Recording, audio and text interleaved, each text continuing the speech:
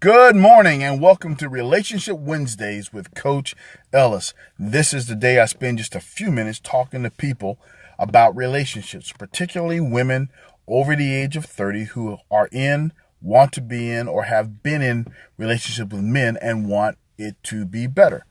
So, we talk about these things I call the relationships Universal Lessonz, or the RULZ. Today we're digging into the 14th rule, and we've talked about it for the last couple of weeks. We're talking about it on the radio show at www.blogtalkradio.com/survive3652, and then 7:30 on Thursday nights, the RULZ comes on, and we're talking, Lady D, today about bank accounts for couples accounting.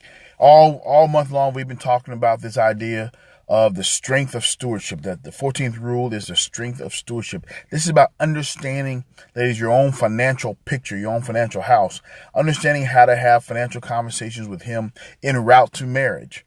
And today we want to talk about what happens when you combine accounts. When you get married, what type of accounts should you have set up?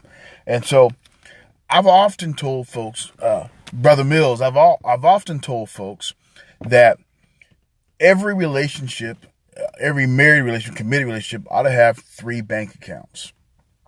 There is a central account that everybody's money comes into. This is where we pay the bills at. This is how we keep the roof over our head, how we pay for the household expenses.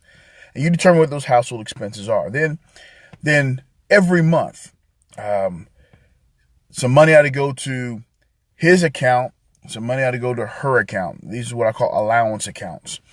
And for the sake of this demonstration, let's assume that you make $2,000 a month, and your household expenses are $1,000.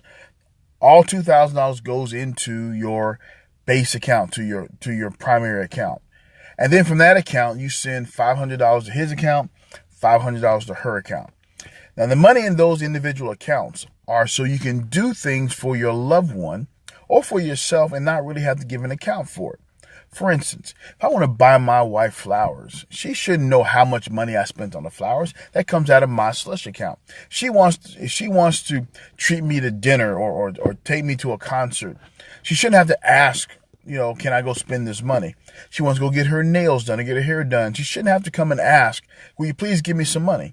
That's all in her account. So $500 she has, $500 I have. And in that account, for that month, we spend that money as we will. Don't have to give an account to anybody for what it is. The key to that is at the end of the month, whatever is left in that account goes back to the main account. So it's use or lose. And, some of the rules that I've seen people that have in this account, Christine, is that you can't invest with it. You can't put it into other accounts. This money is specifically for your use in the month. Now, the reason for that is it allows some independence without getting us in trouble. You never want enough in that account to allow someone to fly off to Vegas for a weekend with the guys, or fly off to Orlando a weekend with the girls, or head to the islands alone. You never want enough money in that account to get yourself in trouble with. And you guys got to decide what that amount is. But at the end of the month, it comes back. And if there is a reason to have more money, for instance, I want to take my wife on a vacation, and I say, I'm saving up for this. I don't want this to come out of household expenses. I'm saving up for this. Then I tell her, I'm not spending this money. If it comes back to the account, we wall that off. Okay, we wall it off. So you know that I put X amount of money back into the account specifically for this purpose.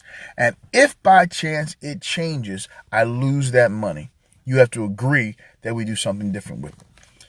That allows us, ladies, that allows us guys to simply not have what I call mad money. You don't want enough money you can pick up and just run away. You don't want enough money you go get yourself in trouble with. This is not mad or trouble money. This is monthly maintenance money.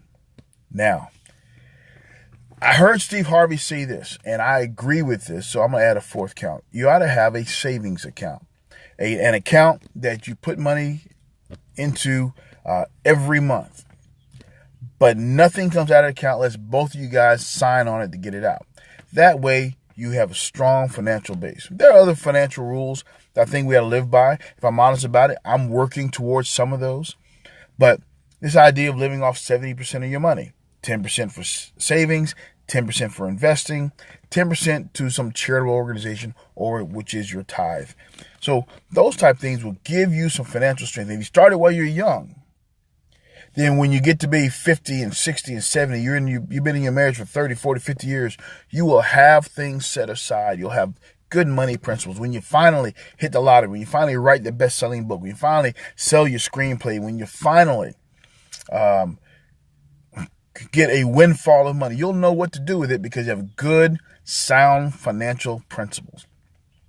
If money and sex are the two biggest arguments in the marriage, and both of them can be eliminated with communication and with strategies, this is one I offer for money. Hey, if you got questions or comments, or if you like or don't like, go ahead and comment below and let me know. Hit me up on email at coach@therulz, THERULZ.com, or you can catch me on Facebook on Coach Ellis. Until next week, have a one-tabulous, money-filled, fruitful, productive Relationship Wednesday. God bless you, and we'll see you next week. Bye-bye.